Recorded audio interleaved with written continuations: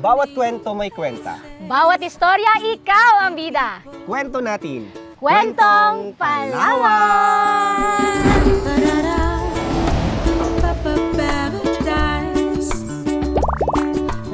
Hi mga kakwentuhan! August is National History Month.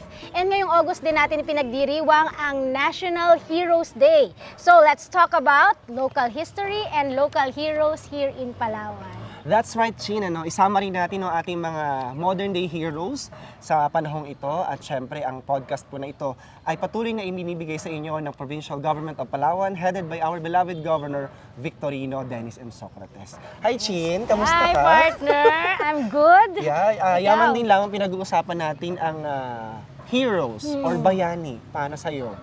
Ano ba ang isang bayani? Ang na-associate ko na word sa bayani ay selfless. Wow. Inuuna yung Selfless. kapakanan ng iba. Mm-mm. Ang tanong natin sa ating mga kababayan, mga kaibigan, sa panahong to kaya, may mga selfless pa bang mga tao? I believe meron pa rin. Oh, sige, alam. Pero yun nga kasi ang tendency Oo. nating tao, inuuna natin yung sarili natin. But yun ang quality ng isang bayani, iniisip niya rin yung kapakanan ng iba. May malasakit sa ibang tao. That's right. As you can see, kasamang China, nandito tayo ngayon sa Rizal Park. No? On our Yeah. background, nandito tayo sa Rizal Park. No? Nasa Heritage Zone area tayo ng City of Puerto Princesa. Oo. On our right side, nasa Plaza Cuartel. Yes, very historical Plaza Cuartel. And sa left side natin yung ating governor's residence. Which is historical as well. Yes, so samahan niyo po kami para ikwento sa inyo yung ilan sa mga mahalagang kailangan nating pagkwentuhan, which is the heroes. No? So every Monday, last Monday of the month of August, That's right. we are celebrating and commemorating our National Heroes Day. Kaya naman may long weekend tayo para mako-commemorate natin yung National Oo. Heroes Day. So, syempre, kumbaga, in this generation, kailangan maipaabot natin especially sa mga kabataan, sa mga bagong henerasyon, yung kasaysayan at kung Tama. ano yung essence ng pagiging isang bayani. Syempre, di ba, kumbaga, nagbigay sila ng life nila para sa kung anong meron tayo ngayon. Correct. Kumbaga, we are not enjoying kung meron tayo ngayon, kundi Kung dahil wala sa sila. kanila. Oo, tama yan. Yung freedom na tinatamasa natin ngayon, salamat sa mga bayani ng nakaraan. Yes. So, pag-usapan natin, as we celebrate our National Heroes Day, so itong pag-celebrate din natin, or paggugunitan natin sa Cry of Pugadlawin. So, Oo, tell me yun ang something about ginugunit. that. Ang naalala ko dyan kasi sa mga reenactment, yan yung yung punitin ng sedula. Di ba? Wait, ano? Ay, ganun. Oo, Oo. yan. So, yun yung Cry of Pugadlawin, kung saan yung pagpunit ng sedula, symbolism yon na tinututulan ang Pilipino, ang pamumuno ng Espanyol dito sa Pilipinas. Hindi lang pamumuno, yung pananakop ng Espanyol dito sa ating bansa. Yes. At syempre, dahil na rin sa ating mga bayani, kung kaya't meron tayong mga karapatan na nai-enjoy natin sa ngayon. That's So, right. mahalaga na pag-usapan natin yung karapatan. At kung wala tayong karapatan, I think hindi tayo masaya. Di ba? So, kaya kung anong meron tayo ngayon, utang natin yun sa ating mga bayani. So, Chin, dito sa Palawan, meron tayong syempre natatanging isang bayani. Oo. Pamilyar tayo kung saan dito dinadaos yung ilan sa mga malalaking event natin noon. Walang iba, ang tinutukoy natin na bayani na Palawenyo ay si Dr. Higinio A. Mendoza Sr. Ayan. Yan, siya yung ating renowned local hero dito sa Palawan. Kaya meron din tayong Higinio Mendoza Day na ginaganap tuwing January 24 every year. So, siya po ay, ikwento lang natin sa mga hindi nakakaalam, si Dr. Mendoza po ay isang medical doctor Yes, by by profession. profession. So, ikwento natin sa kanila, paano nga ba siya naging isang bayani. Oo. Nag-aral siya sa United States of US, America. oo. Yeah. Noong panahon ng Amerikano yon, doon siya kumuha ng kursong medical. Kaya wala siya dito noong time nung occupation ng Americans. By the way, nagkaroon pala ng nagbigay siya ng karangalan sa bansang Pilipinas Yes. by being the by ranking 4 sa 400 examinees Wow. na medical examinees doon sa Pennsylvania. Grabe, Kaya matalino pala nakaka-proud itong si si Dr. Mendoza. Oo. At syempre, ay nahirang din siya bilang isang governor.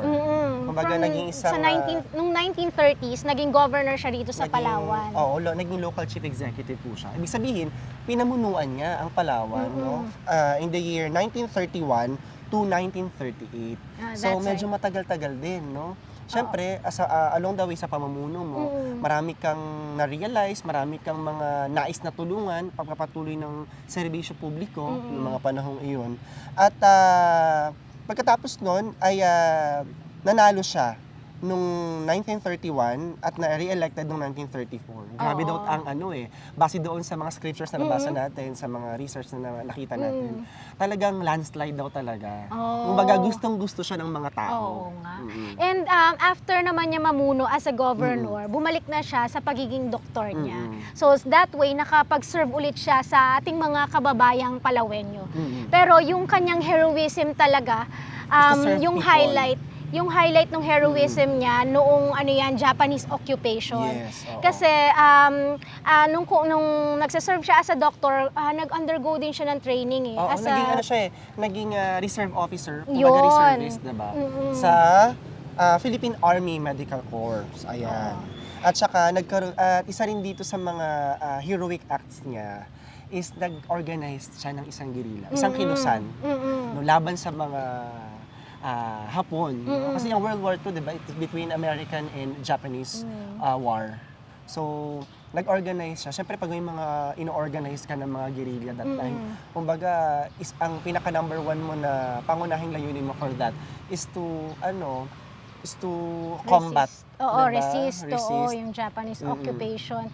And yun, tinulungan niya rin yung mga kababayan nating Palawenyo no, na lumikas para maging safe sila against the Japanese forces. Since siya ay medical doctor by profession, ang alam natin, nanggamot siya eh. Nanggamot din siya ng mga sundalo, tinulungan niya rin yung ilan sa mga kababayan natin talaga na biktima ng digmaan, ng war. Diba po? Could you imagine, feeling ko kung nabubuhay ako that time, parang kilalang-kilala talaga siya eh. Kumbaga, walang Palawenyo na hindi makakakilala sa kanya. Diba?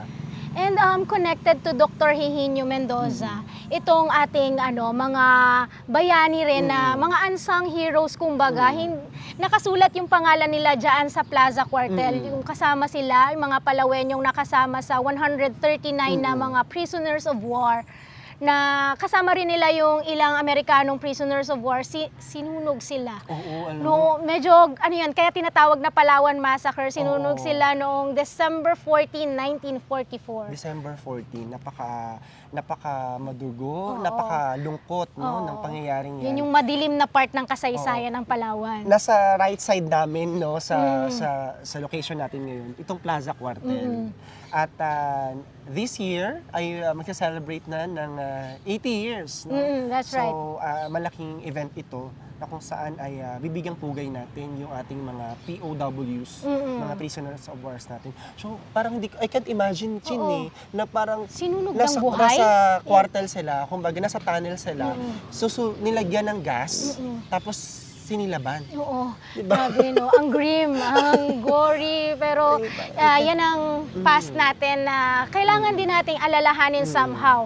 Kasi doon makakahugot din tayo ng inspirasyon dahil sa sacrifices nga nila. Meron tayong liberation na tinatamasa. So, ang liberation natin, again, we will celebrating the Palawan Liberation Day every April 22nd of the year. Oo. Kasi noong April 20 to 1945, diyan na naideklara yung officially ang Palawan Liberation. Oo, kumaga malaya na ang Palawan sa kamay ng sinumang mananakop. Oo. Dahil rin yan sa sakripisyo ng mga Palawenyong bayani natin, and at the same time yung ating renowned hero nga na si Dr. Hihinio Mendoza, kung saan dun sa nakita daw yung remains niya, pero yung kanyang skull, hindi nakita. Kasi na-execute siya diyan sa Canigaran, which is part pa rin ng Puerto Princesa. Oo. Pero nahuli siya or na-captured siya dito sa Rojas, no? Sa may parang Tinitian. Oo, Barangay Rojas, Palawan, Tinitian. Barangay Tinitian. Then, he was executed dito sa Kanigaran, Sa sa wherein Bangkaw-Bangkaw ngayon, no, sa Oo, may dulo. Kung saan tama. ngayon, nandyan din matatagpuan yung World War II Museum natin. That's nandyan right. din. Nakabisita pala ako doon. Oo. It's good to visit there kasi makakakuha ka ng mga insights about Oo. our past. And ang curator doon, yung anak niya rin mismo Mm-mm. And kaya nga, meron tayong statue to honor Yes. him dyan sa Mendoza Park. Di Yes, ba? every year, meron tayong part ng program natin, ng event natin, is yung pag-aalay ng bulaklak o yung wreath-laying ceremony natin dyan. Meron din tayong gun salute, no, na pinangungunahan niya ng Westcom para bigyang pugay yung mga palawenyong bayani natin, most especially our beloved Dr. Higinio Mendoza. So, That's right. Chin, ako bago tayo magtapos, tinanong kita kanina para sa'yo, ano ba ang bayani? Sino ba ang bayani?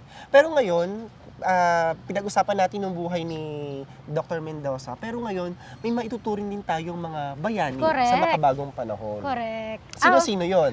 Syempre, number one na dyan, yung mga teachers. Oo. Hello po sa mga teachers dahil sa pamamagitan ng sakripisyo ng mga guro, nagiging maunlad ang kabataang Palawenyo. That's At right. natuturuan ng magandang asal, hindi lang in terms of academic. Di ba? Sabi nga nila, ang pagiging guro isang noble profession. That's right. Oo, humuhubog ng pagkatao at kaalaman ng isang tao. I like that, isang bata. humuhubog ng pagkatao. Yes. At we are also considering our modern day heroes, yung ating mga kapulisan, yung ating mga kasanduluhan, yung ating nasa hanin ng Western Command. Oo. Ayan, na patuloy na ipinaglalaban ang ating West Philippine Sea. Yan Yes, sa grabe rin ang kanlurang sakripisyo bahagi. nila. Oo. O, sama na natin sa modern day heroes yung mga first aid responders Yes, natin, ang health mga taga workers. PDRRMO. Hello po. Kayo po ay modern day heroes. Oo. Siyempre tayo, mga nasa Kawanin ng kawanin gobyerno. yung ating mga kasamahan sa Kapitolyo ay maituturing din natin ng mga bayani. Dahil sa Oo. kabila ng mga schedule, sa kabila ng mga kaganapan, ay patuloy natin na Pinaglilingkuran ang ating sambayan ng mga Palawenyo. kababayang Palawenyo. That's correct. May add lang ako sa iyo ha, kasi may personal take ako sa modern day heroes. Oo. Para sa akin yung mga breastfeeding moms. Yes. Hero kayo kasi grabe po ang sakripisyo ng mga nanay, mga padede moms dahil Oo. ang back pain, ang lahat na ng klase ng pain na nararamdaman para lang mapa-breastfeed si baby. Healthy. Pabuhay ang ating Healthy. mga kababaihan. Correct. At syempre yung ating mga media. So kasama natin that's sila, right. katuwang natin sila sa paghahatid ng tama at wastong impormasyon para sa ating mga kababayan na kung saan ay malaking tulong ito sa pagpapaunlad ng pamumuhay ng ating mga kababayan. Lalo ngayon, no, panahon ng kumakalat ang disinformation and Yes. misinformation. Correct. So, bayani po kayo. So, natapos na naman yung ating isang masaya at makabuluhang kwentuhan para sa ating mga kabayani. Ayan. So, bago tayo tuluyang magpaalam, Chin, ano muna yung hashtag mo para sa kanila? Ako, hashtag Palawan Hero, hashtag Not All Heroes Wear Cape. Grabe, parang hindi ko kaya pantayan yung hindi ko kayang pantayan yung hashtag ni partner Chin. Pero sige, hashtag natin for this episode, Bayaning Pilipino, Bayaning Palawenyo. Alright, sa inyo pong lahat, maraming salamat sa inyong patuloy na pagtangkilik at pagsuporta sa lahat po ng ating mga social media platforms. Patuloy niyo kaping sundan sa ating pong PIO Palawan page para sa iba pa nating mga updates at syempre sa ating YouTube channel. Sa susunod po nating kwentuhan, kami po ulit magbibigay sa inyo ng mga napapanahong mga kwentuhan at mga kabalitaan na dapat ninyong malaman. Dahil sa bawat kwento, may kwenta. Bawat istorya, ikaw ang bida. Kwento natin! Kwentong Palawan!